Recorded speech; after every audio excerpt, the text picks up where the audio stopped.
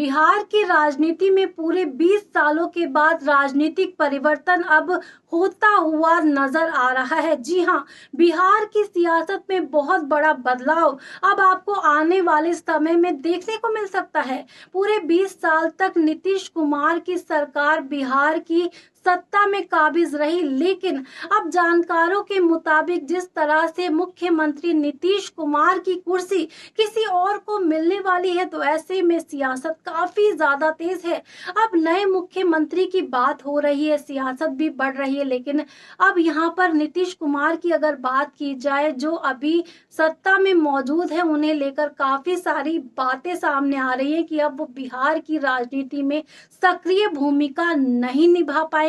और खबरें कुछ ऐसी है कि अब उनका दिल्ली पहुंचना तय है, वो राज्यसभा सांसद बन सकते हैं। और ऐसे में सियासत कुछ इस तरह गर्मा गई है कि कई बड़े दावेदारों के नाम सामने आ रहे हैं। यहाँ पर सम्राट चौधरी की बात हो रही है, नित्यानंद राय की बात हो रही है, और दूसरी तरफ अगर निशांत कुमार को नया चेहरा बनाया जाता है मुख्यमंत्री के तौर पर, तो एकदम से राजनीतिक परिवर्तन आपको बिहार में देखने को मिल सकता है। यानी कि अलग अलग एंगल से बिहार की राजनीति अब बदलती हुई नजर आ सकती है। ऐसे में कौन से बड़े दावेदार होने वाले हैं अब बिहार के नए मुख्यमंत्री जो बन सकते हैं, कौन से बड़े नाम पेश होने वाले हैं, आखिर कौन सी बड़ी बातें सामने आ रही हैं, हम पूरी आपको विस्तार में बताने वाले हैं। जानिए हमारी इस खास रिपोर्ट में।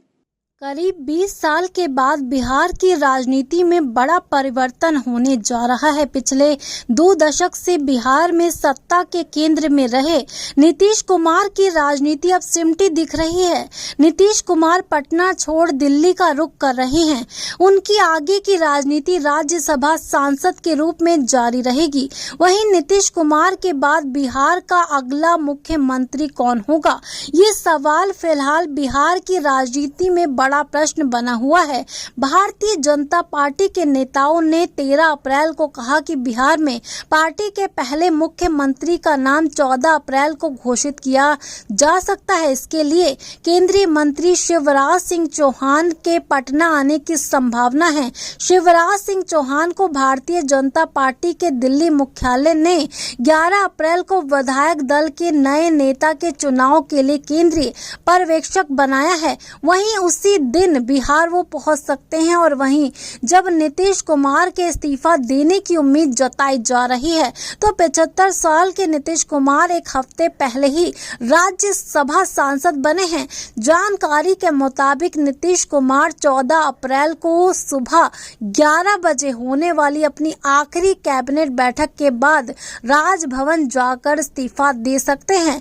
माना जा रहा है कि इसी बैठक में वो पद छोड़ने का औपचारिक ऐलान भी कर सकते हैं।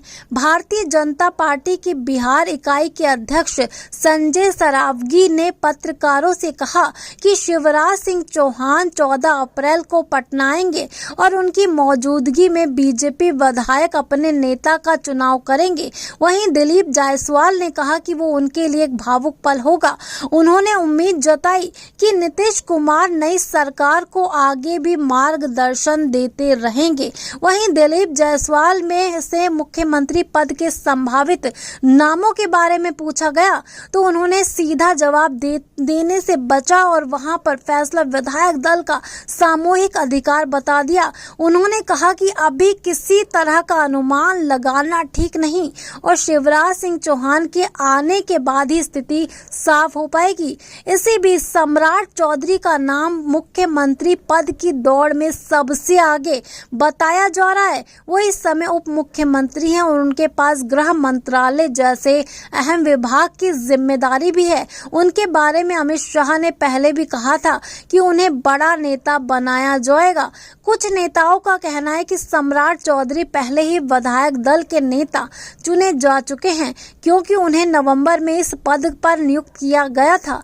ऐसे में अगर फिर से चुनाव होता है, तो ये संकेत हो सकते हैं कि भारतीय जनता पार्टी अब दूसरे विकल्पों पर भी विचार कर रहे हैं और यहाँ पर नित्यानंद राय का नाम सामने आ रहा है। वो केंद्रीय गृह राज्य मंत्री हैं और उन्होंने अपने राजनीतिक करियर की शुरुआत 1980 के दशक में अखिल भारतीय विद्यार्थी परिषद के कार्यकर्ता के रूप में की थी, जब राम जन्मभूमि आंदोलन चल रहा था।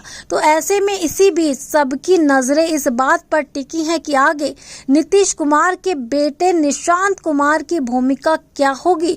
निशांत ने हाल ही में जनता दल में शामिल होने का बड़ा फैसला लिया है। पार्टी के कुछ नेताओं का मानना है कि 44 साल के निशांत को नए मंत्रिमंडल में उप मुख्यमंत्री बनाया जा सकता है। हालांकि वो अभी तक विधायक नहीं हैं। वहीं कुछ अन्य नेताओं का कहना है कि नीतीश कुमार चाहते हैं कि उनका बेटा पहले अपनी पहचान खुद बनाए और फिर बड़े पद की जिम्मेदारी संभाले। तो ऐसे में बताया जा रहा है कि नीतीश कुमार ने पार्टी कार्यकर्ताओं के दबाव में आकर निशांत के राजनीति में आने की मंजूरी उन्हें दी थी। तो आपका क्या कहना है इस बड़ी जानकारी को लेकर? क्या वाकई में इन तीनों नामों के चलते कोई एक बिहार का अगला सीएम बन सकता है? अपनी राय इस बारे में जरूर कमेंट सेक्शन में दे दीजिएगा और हमारी ऐसी ही आने वाली अपडेट्स को पाने के लिए हमारे चैनल को भी जरूर सब्सक्राइब कर दीजिएगा।